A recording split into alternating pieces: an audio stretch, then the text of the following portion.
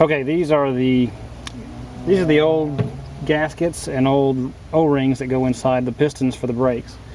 And these piston O-rings, they pop out with what I've used a small nail to actually pin them, pull them out, and then slide a common screwdriver underneath them to pull them out, so that I don't actually damage the inside of the cylinder. But this is what's remaining of an old gasket and the old O-ring.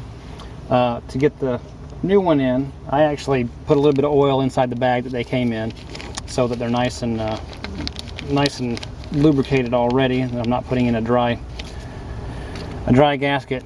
And you want to put the gasket in first, and just because you need to get it on the front side of the little slot that they fit in. So just kind of gingerly put the gasket in there, because it is somewhat of a paper type material.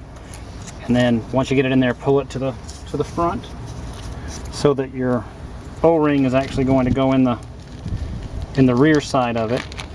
And then we can get a new O-ring.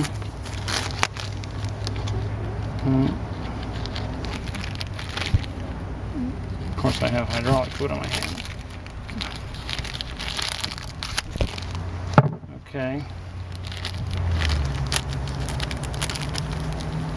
New O-ring, and you kind of have to twist it up a little bit to get it back in behind there, and then start on one part, and then just push it into that groove,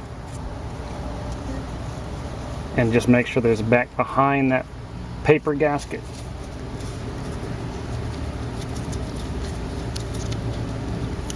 It might take a minute.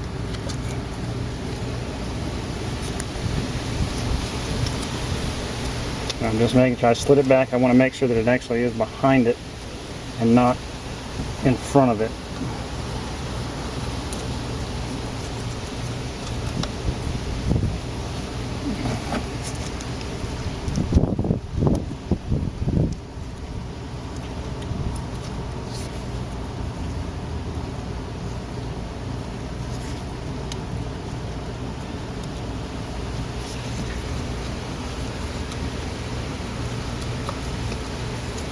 Okay, it's in there. Now, once it's in there, piston, it actually has that brake plate that I showed you earlier.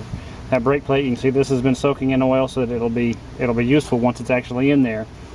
This piston actually gets pressed onto the hole that's in the back of this brake shoe, slides